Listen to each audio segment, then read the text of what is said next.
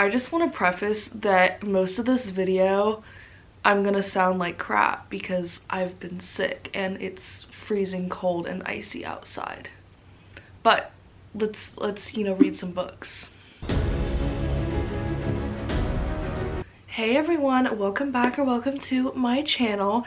I have not done a TBR prompt jar video in a hot minute, and that's mostly because I've just not had the will to read, and I've really had to make sure that I am reading books I know I'm gonna like, because I have been so easily put in a slump this past year. But it's a new year and I've already been reading a lot, so I decided we're gonna go ahead and do another episode of this prompt jar. And if you guys didn't watch the first video, basically I'm going to pick 4 prompts out of my prompt jar. I did finally get a actual container and not just a ugly little basket. It's still not pretty, maybe I'll decorate it one day, but I have a bunch of prompts in here, and I'll basically randomly pull 4 prompts and I will pick a book off my shelves that fits that prompt, and I will read it and tell you guys my thoughts on the book, or if I finish the book.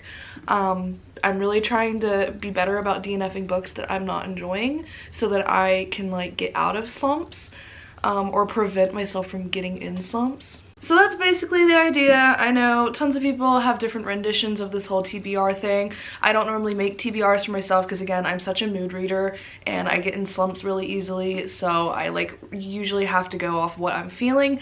But again, I've had a pretty good start to the reading year so far, so I'm kind of on a roll, and I figured why not challenge myself with a couple of prompts from our jar. I'm gonna go ahead and pick the first prompt and read it to you guys. And my camera does not like to focus on my tiny little handwriting, so you're just gonna have to trust what I'm reading. The first book is going to be a book with flowers on the cover, and I feel like I have quite a few fantasy books with flowers on the cover. I feel like with this challenge I always think fantasy immediately because it's just the most diverse for these prompts, I feel like, but we'll see what I have. Okay, immediately some of the books that I have facing out have flowers on them. Don't Let the Forest In, I read, absolutely loved. I have not read Hazelthorn yet, and that kind of has some flowers on it. I also was looking at Wilder Girls has some flowers. I don't know if I'm really been in the mood for horror. I've been more in the mood for fantasy, and I know a ton of my fantasy books have flowers on the cover, but looking at more of my book of the month books, I know Hemlock and Silver by T. Kingfisher is one that I've been wanting to get to, but I also know I just got this one in my book of the month box not too long ago, and it literally has beautiful sprayed edges. And so again, I've been in a romance era vibe, so I think I'm gonna choose this one for a book with flowers on the cover because she's stunning, and I hope it's good. Alright, the second prompt is going to be a book with enemies to lovers trope. Okay, I've kind of been reading a lot of like fantasy romance or just romance in general, so that's kind of fitting my vibe right now, and it's perfect. Okay, enemies to lovers, obviously I'm feeling fantasy, and I feel like Book of the Month has been putting out a lot of like romanticies that have the enemies to lovers trope, so immediately I'm gonna look at some of those. So literally just very quickly looking at some of my Book of the Month books, I simply have them here because of height. I'm instantly calling to this one because I remember the whole premise of Heartless Hunter is enemies to lovers, so I think this is going to be the book that I choose for that prompt. The third prompt is going to be, I don't know, a book with STEM themes. This is like science, technology, engineering, math. I'm pretty sure that is what it stands for. Oh my god, watch me be a STEM major and not actually have gotten that acronym right. I'm actually gagging. I'm gonna have to Google that now because now I'm paranoid. But okay, we can find some books like that. Okay, I did totally just Google what the STEM acronym stands for just to quadruple check that I'm not losing my mind. Again, I've been sick for over a week, and I'm just making sure that like I still have a brain in there somewhere. I was correct. Science, technology, engineering, mathematics. Anyway, I immediately, of course, come over to like my nonfiction shelves. I've been wanting to read a nonfiction, so I'm really debating, but I've also kind of been in a romance mood, which is so unusual for me because I'm not usually a romance girly. And the book I immediately thought of, and I think I am going to choose for this, is The Love Hypothesis by, I think this is Allie Hazelwood. Right there's science all over the cover, and it's a cute romance, I've heard, so I think this is the book that we're gonna choose for that. The fourth and final prompt for this TBR episode is going to be, I'm trying to like get one at the bottom that's all like stuck together. Let's see. A book with a cover you dislike. Now I feel like I'm a cover buyer. But I do know that there's like books I've been recommended that I think have hideous covers, so we'll go figure out which one of these ugly books I'm gonna read. Okay, normally I would not come over to like my fantasy sci-fi section for a cover I don't like, but I was looking through my books and I was like, dang, I don't know, like I usually again buy books based off the cover a lot of the time unless it's something someone's recommended to me, but I found one book and I hate the cover. I think it's so ugly, and that's The Island of Dr. Moreau by H.G. Wells. This cover is hideous, like I hate it. This edition is so bad. I think I got it because it was the cheapest edition and I have been wanting to read it, but I kind of hate this cover. It's, I don't know, it's not horrible, but it's not good. I don't like that. It's scary, so this will be it. Good morning, you guys. So I'm still sick. It's been about a day since I filmed the intro to this whole video, and while I was planning on reading yesterday, I could not stop coughing and I just was not having a good time. I still sound like crap. I decided to step outside my house because everyone in my house is still asleep right now, but this is what we're working with here in Virginia. It's just solid ice.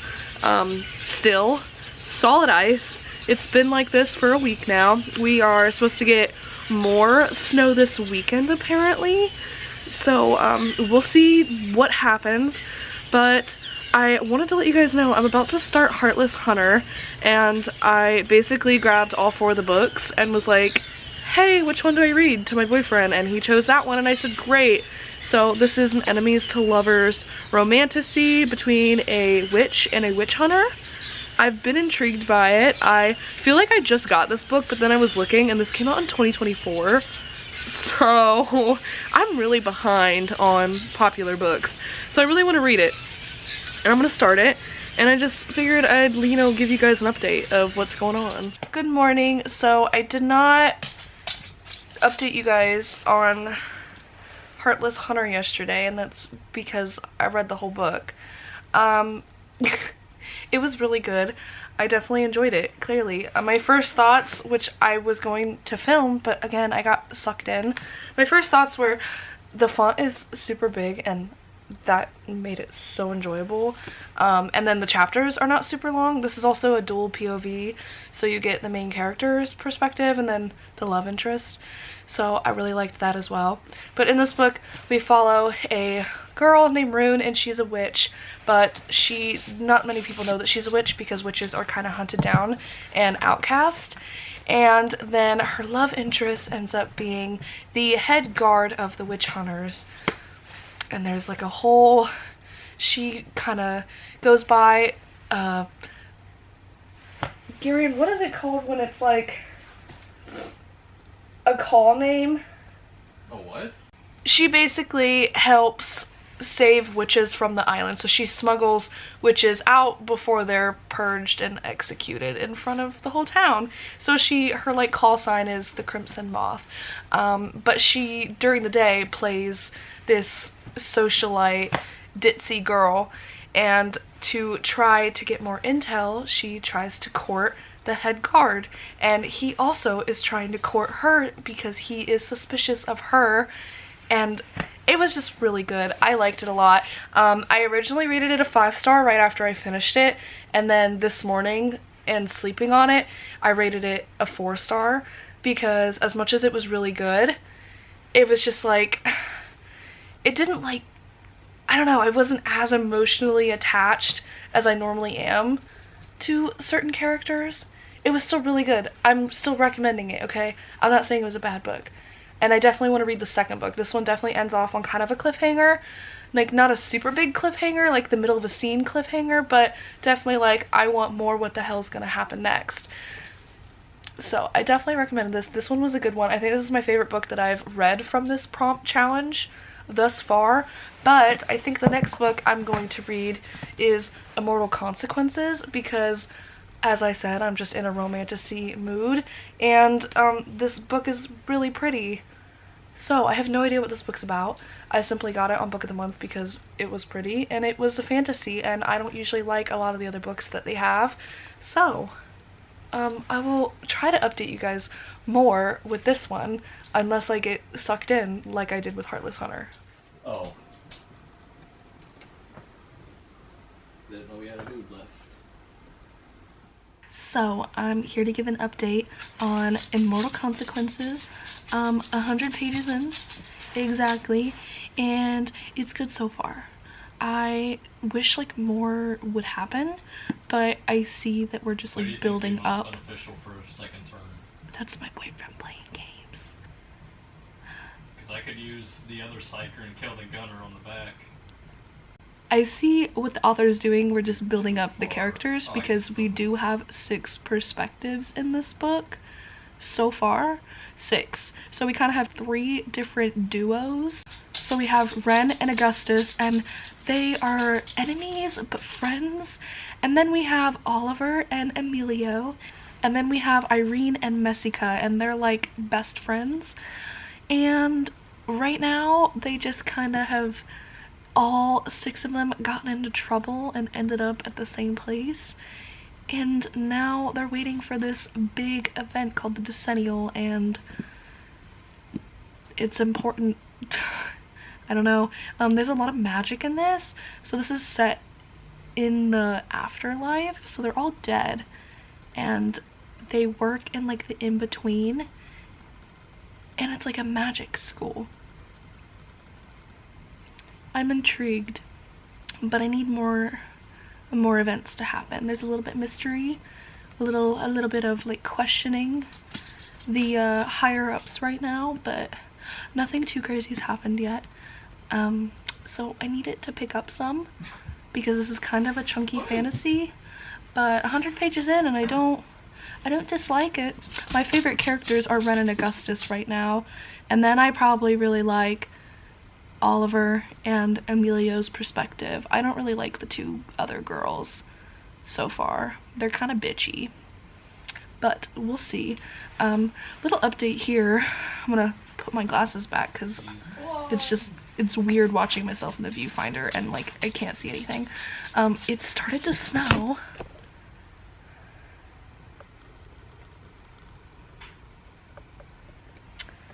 So we'll see what happens, but we already have ice still everywhere. Okay, an update. We just let the dog out and the wind gusts are insane. It's freezing outside. Anyway, as far as the book, I've not even read another 50 pages since I last updated you guys, and it got so good for no reason. Like, why is it this good so far? Kind of spooky vibes going on right now. But I am freezing, so I am under a heated blanket, a sheet, another blanket, a comforter, and another blanket.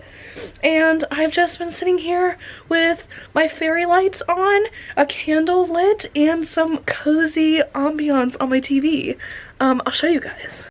So this is the vibe right now. I got my book, all these blankets, and I have a candle and some whatever playlist this is on YouTube, and it has some piano music in the background and just wintry vibes. But this is definitely getting really good, so I will update you guys again when I get a little further. Okay guys, one more quick update before I call it a night and I go to bed, but I'm halfway through this book, and okay, Harry Potter and the Goblet of Fire, why is it giving that vibe so hard, especially the first trial? Okay, I like had seen a couple reviews before we started this book, and I think most of the like negative complaints I saw, without spoiling anything for myself, was like people couldn't keep track of the characters. Bitch, how? All 6 of them are so unique and so, I can't say likable because I really don't like the one character, Irene, but I like her story.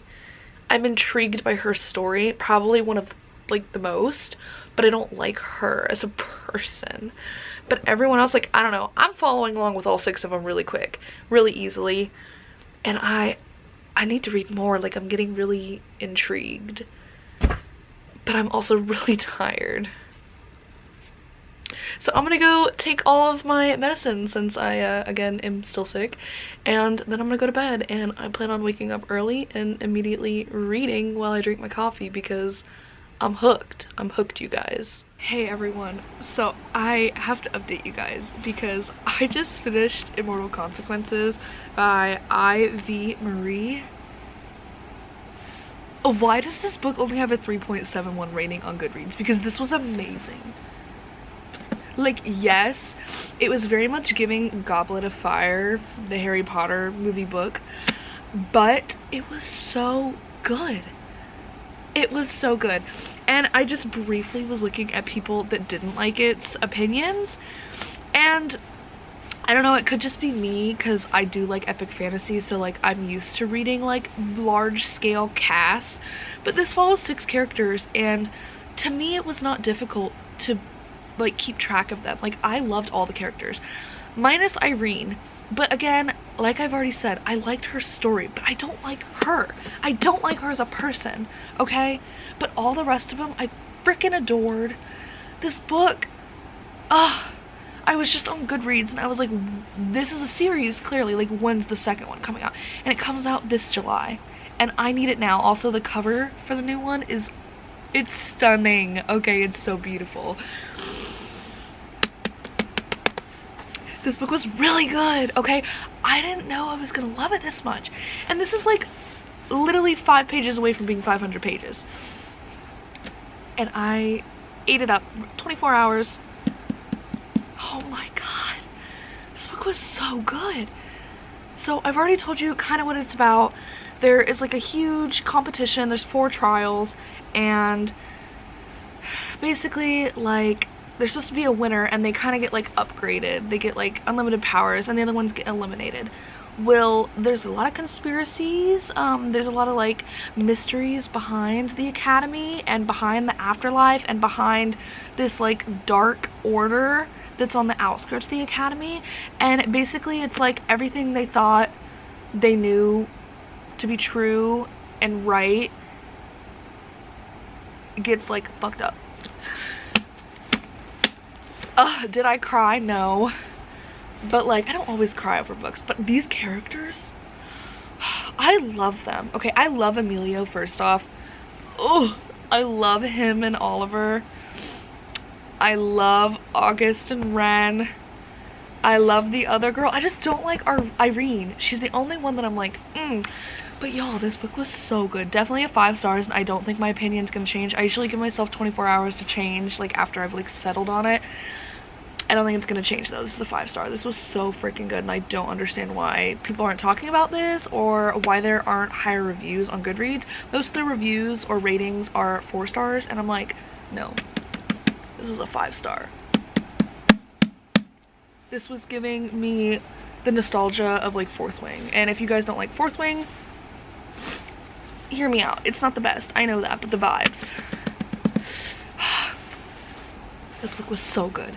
Anyway, I'm gonna give myself some time to eat some breakfast or something, and then I'm going to go start one of the other books because I'm just like on a reading kick, okay?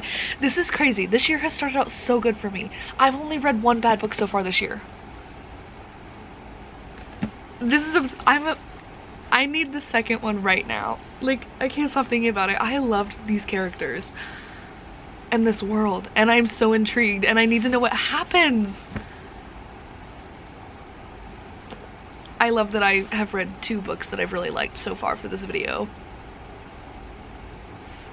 I'll keep you guys updated on the next ones. And I had to come to the bedroom because apparently it's boys game night and my boyfriend's upstairs like screaming with his buddies. So I'm updating you guys that I finished The Island of Dr. Moreau. Oh my god. Like, the more I think about it, the more like impactful it is, especially being someone that's like into the sciences. Like, not only did this have like a huge science theme, but like just a huge talk of humanity and what makes us human and how civilization's just so fragile and what we believe and what holds our society together is just so fragile. Like, y'all, I'm sounding like such a little English nerd right now, but I was originally an English major before I moved over to STEM, and it's for books like this. I loved just analytical theory. It was like my favorite, especially psychoanalytical theory, like, so talking about how the author's life influenced the writing, and it's just crazy. Okay, obviously H.G. Wells like grew up in the Darwinian era, and this book was so good. I keep rambling about like a bunch of smarty pants shit, but what this book basically, if you don't know, follows a guy named Edward. Yeah, they just call him by his last name, Edward Pendrick, and basically Pendrick is on a little boat that gets wrecked and he is just kind of outcast at sea. He gets picked up by a ship that has a man named Montgomery and a bunch of animals and shit, and he's like, we're headed to this island, but you're not allowed to come. Well, the captain kind of throws him off and he has to go to the island, and this island is home to Dr. Moreau, and Dr. Moreau, he finds out, is experimenting with vivisection, which is cutting and piecing together animals to make them more human. It's like when you get hurt and you have to like get a skin graft from like pigs or, you know, something like that. It's like that, but this was like really frowned upon back then, and it still sometimes is. I mean, because we do it safely now, but like the whole thing was like pain. Like, he wanted them to feel the pain because it drove the animal out of them. Oh my god, it was just really messed up. But like the way that Moreau explains when he finally talks to him and everything, explains his reasonings, it's like I don't agree with it, but at the same time, like, I get where he's coming from. Like, it was a really thought-provoking read and I really enjoyed it.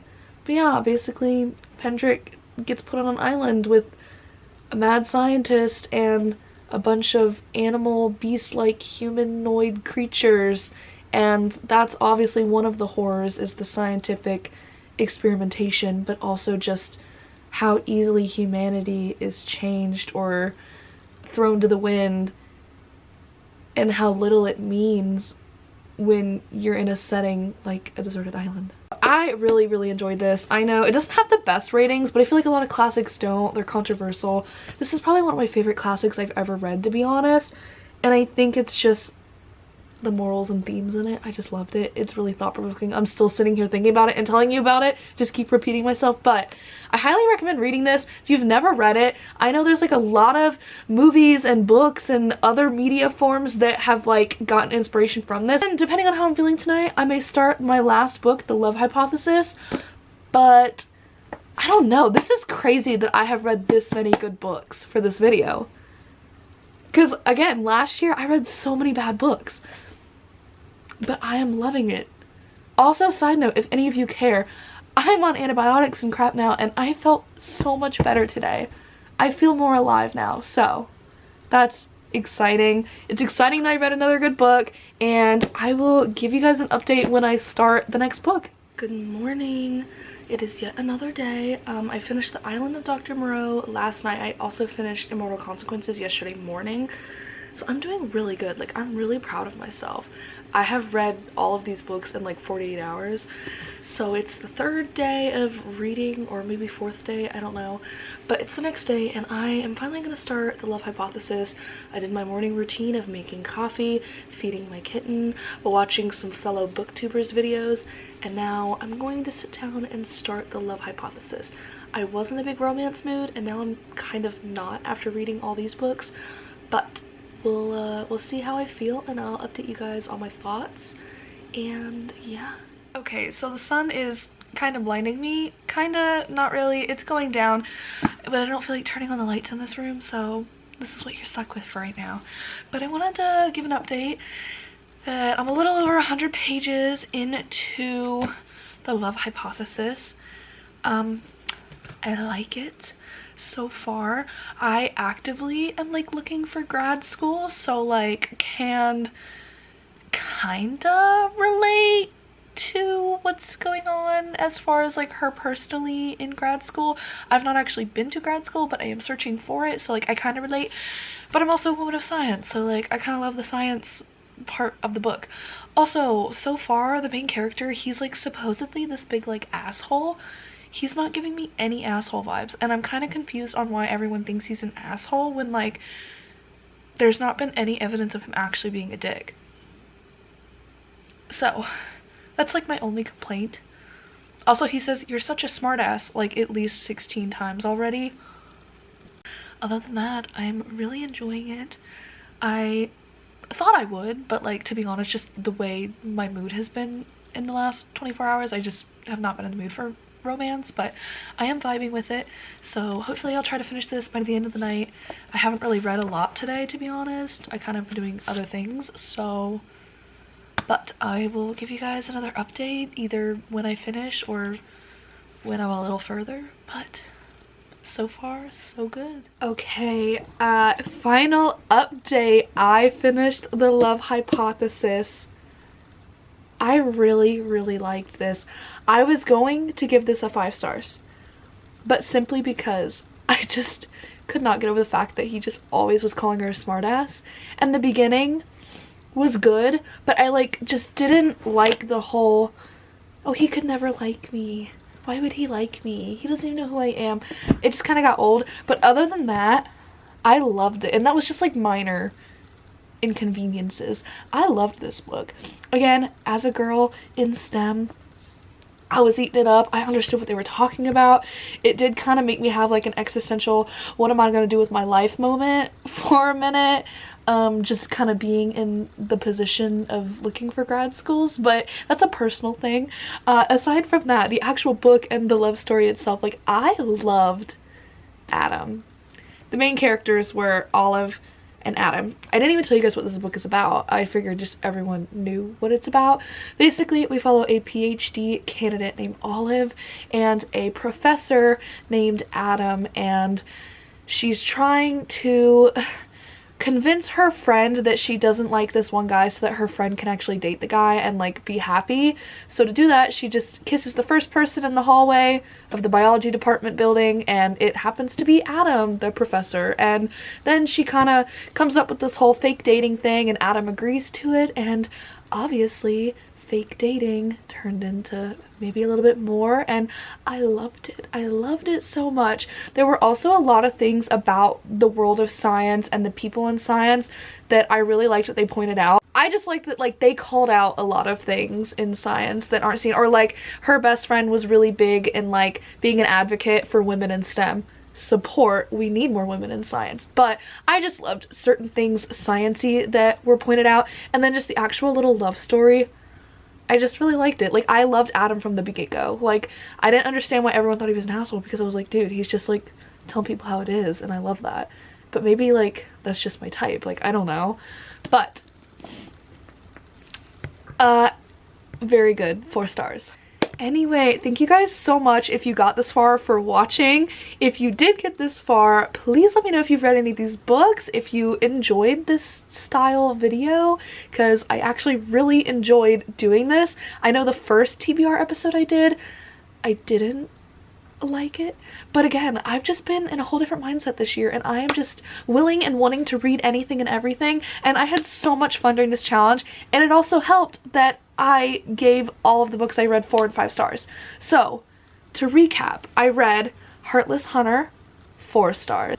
I read Immortal Consequences, 5 stars. And what's crazy is I was just watching some of my fellow booktubers videos this morning, and a couple people read that and put it on their like tier ranking of 2025 books they read. And why did they rate it so low? Okay, I'm telling you, I loved it. And the only complaints were the same ones I told you guys in this video. They couldn't keep track of all 6 of the characters, and they thought there were just too many POVs. I'm sorry, I very much disagree. I loved all the freaking characters and viewpoints in that book, and I will stand by it.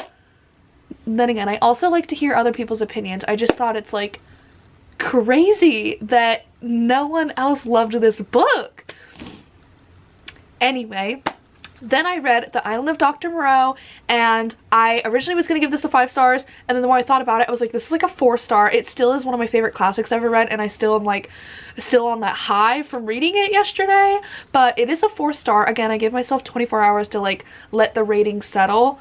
And then The Love Hypothesis, I just finished, and I am giving 4 stars. I don't think it's going to move up or down. I think it's a very solid 4 stars. It was a really good book.